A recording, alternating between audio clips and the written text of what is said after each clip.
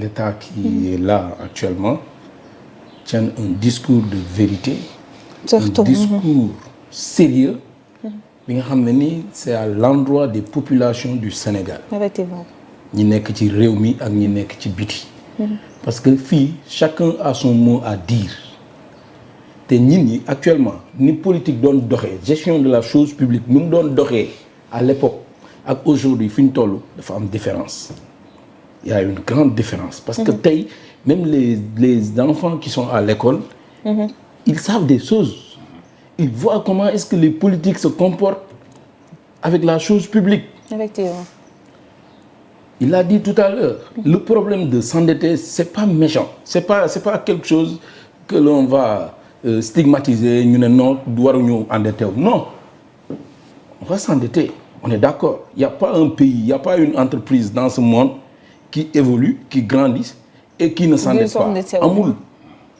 Au contraire, mieux, plus que ngay avancer, plus que tu deviens un pays très important, développé, plus que tu t'endettes.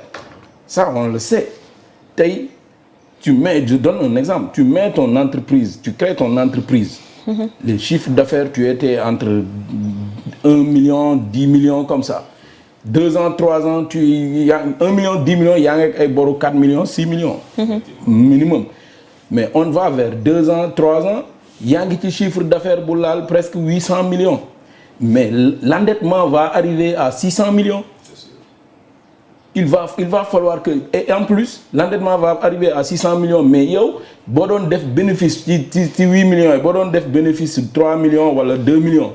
Mais avec l'endettement qui s'élève, mais les bénéfices s'élèvent davantage. Moi, je dis que boru, mais dinga fay bor.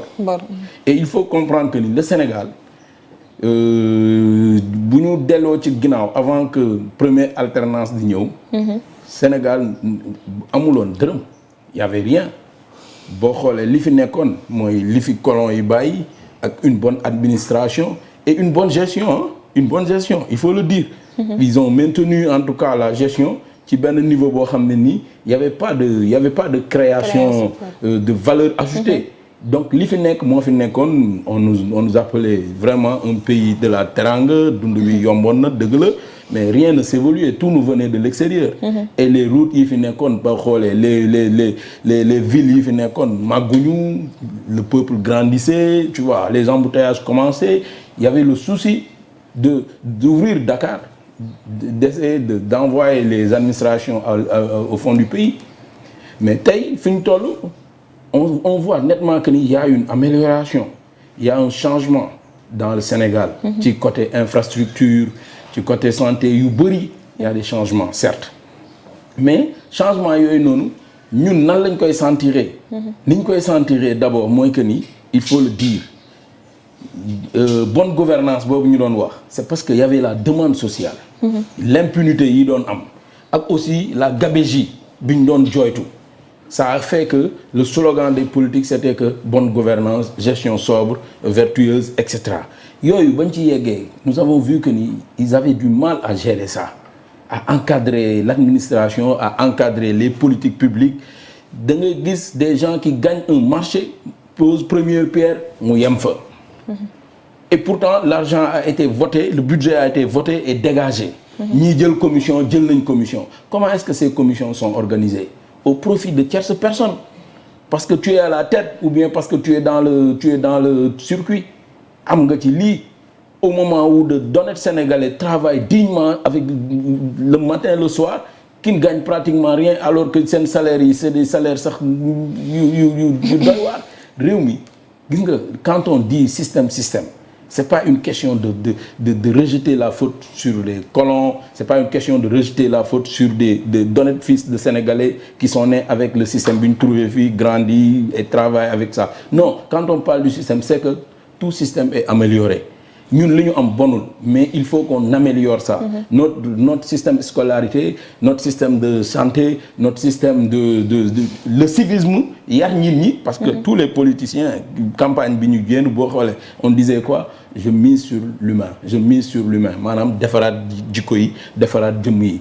Boo xoolee moo waraloon tey ñu bëri bu ñu wàccee ci nit ñi dañuy wax ni comme ñun par exemple Benno Bokk Yaakaar on disait que ni on a un bilan mais problème bi moo nekkoon sur l'humain.